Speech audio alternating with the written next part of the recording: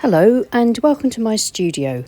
It's Lois here from Lois and Morgana Davidson Art, and you find me in my studio preparing to practice painting a sky, this time using the sky for most of the painting with a small proportion of land, which includes mountains and a lake and a foreground with some sort of scrubby grasses and plants just on the edge of the lake. I hope that you'll find it useful watching me filming this practice. I'll be painting the sky wet in wet and parts of the land, and then letting that layer dry and then beginning to add just a bit more detail and a bit more tone to bring the painting together. Nice and simple, so just a good fresh practice that I'm sure even beginners will be able to paint along with. My colours today from left to right will be cobalt blue, raw sienna, burnt sienna, sap green, raw umber, burnt umber, indigo and Payne's grey. I'm going to be using the back of an old painting, and the paper is Milford cold press watercolour paper with a nice sort of medium grain texture. It's taped to my board with ordinary decorator's masking tape, and my board will be at an angle of about 20 degrees. I don't pre-stretch my paper, I just allow it to buckle a bit as I paint, but then as it slowly and naturally dries, it usually tends to flatten out completely. The first thing that I did before this practice was to look through Pixabay at various scenes of lakes with mountains across the distant shore, just to give myself a few ideas. I only really want the land as a sort of to set context to the sky. It's mostly all about getting a nice fresh sky in this sky practice. And here is the photograph that I selected just to use as inspiration. And so you can see that I've changed it up quite a lot. I've changed the proportions of the painting and put in more sky and less land. But I've pretty much followed the shape of the mountains because I think that works really well to set the scene. The photo is from the royalty-free site Pixabay, and it's a beautiful Scottish scene. I'll leave a link to the reference photograph in the description below. The first thing to do then is to simplify the scene, and as I said at the beginning, I'm going to make this mostly about the sky, with the land taking up a small amount, maybe a quarter to a third of the landscape. So I shall draw it out and speed it up here with time-lapse to show you how I simplified the scene and how I constructed it, just bearing in mind that I just want mountains, lake and foreground and a large space for the sky.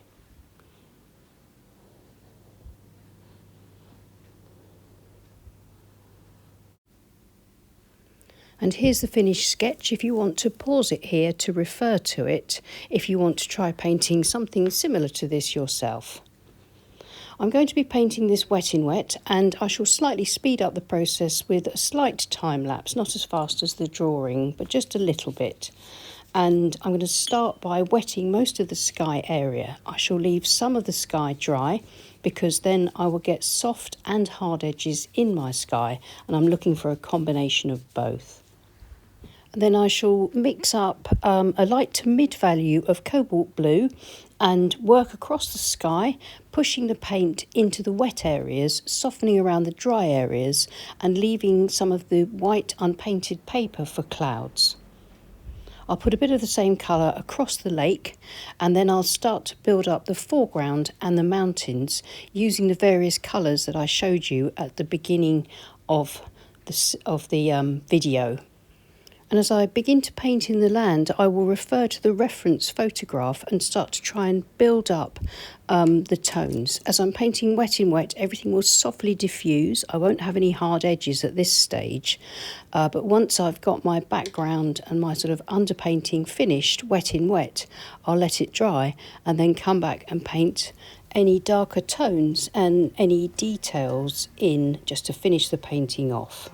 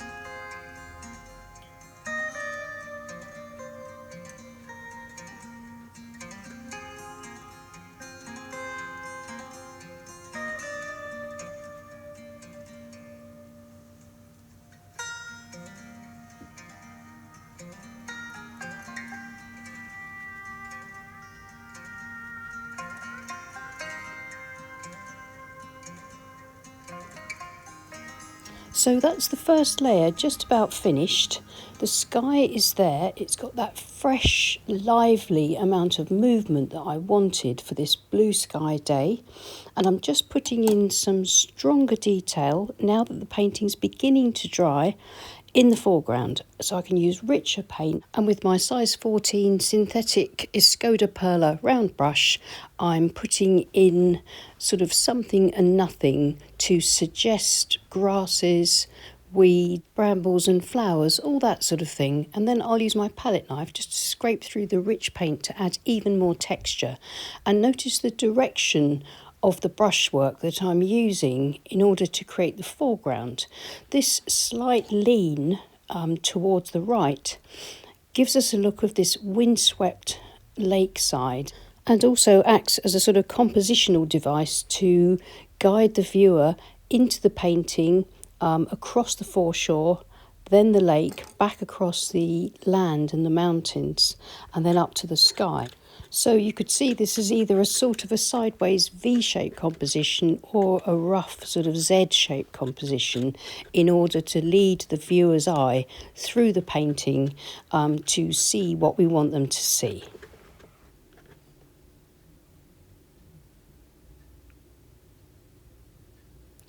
And that's the painting just about finished up to this point. Most of it is done, the sky's finished. I just need to leave it to dry completely, and then I can come back and add a little more detail and a bit more tone.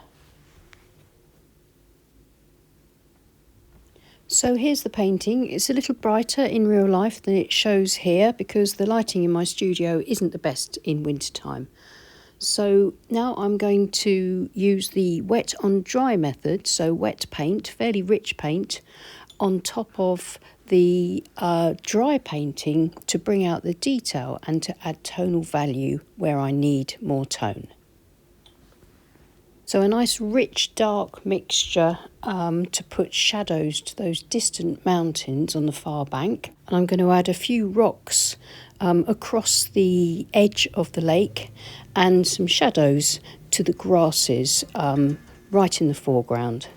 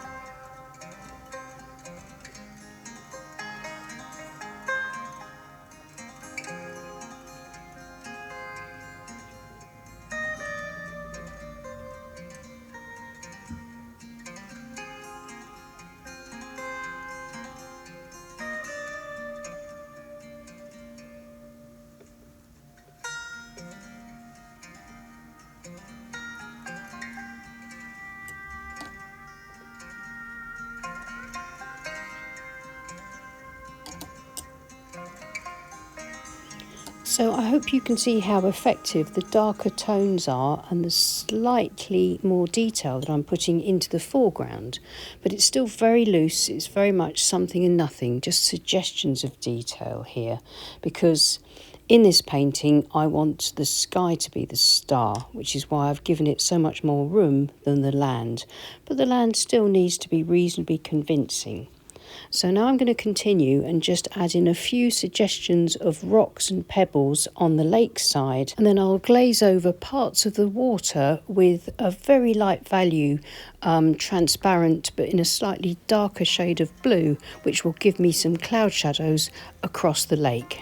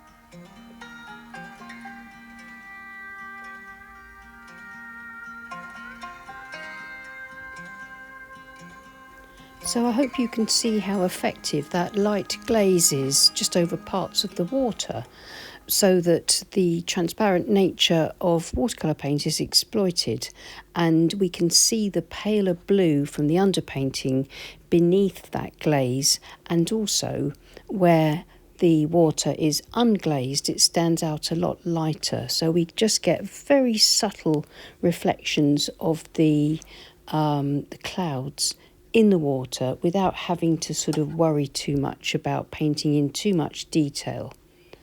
With loose watercolour painting, wherever we can, we always want to suggest rather than adding too much in the way of detail. So I think I'm pretty much finished here. I'm going to remove the tape and have a look at it and see how it looks.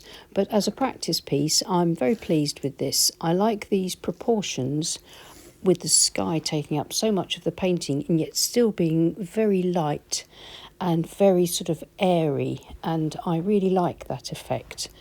It means that the focus is very much on the sky, which is what I wanted. And keeping the values really dark on the larger part of the distant mountains, and at the base and in the shadow areas of the foreground, we maintain a really good contrast between the water and the sky and the land areas. And if I just hold it a little bit closer, you can see the brushwork is very sort of loose, very something and nothing on the land. And the wet in wet sky painting has lots of lovely soft diffusions, but some slightly harder edges here and there where parts of the sky were left dry. So I hope you found it useful joining me for another practice session in my studio. I'd say that at least 70% of my time as a full-time artist is taken up with practicing, but also with thinking and planning. And without all that time spent thinking, planning and practicing, there wouldn't be any finished paintings. I hope you're finding it helpful watching my practice sessions in the studio, and I'd urge you to practice as much as you can. The more you practice, the more you think as well about your paintings and plan them, the faster you will progress. Well, thank you so much for watching. Please give us a thumbs up and subscribe to our channel if you haven't already. And thank you so much to everyone that supports us on Patreon. We really do appreciate you, and we couldn't run the channel without you. And if you'd like to support the channel, then please follow either of the links below. Many thanks again, and I'll see you in the studio again soon.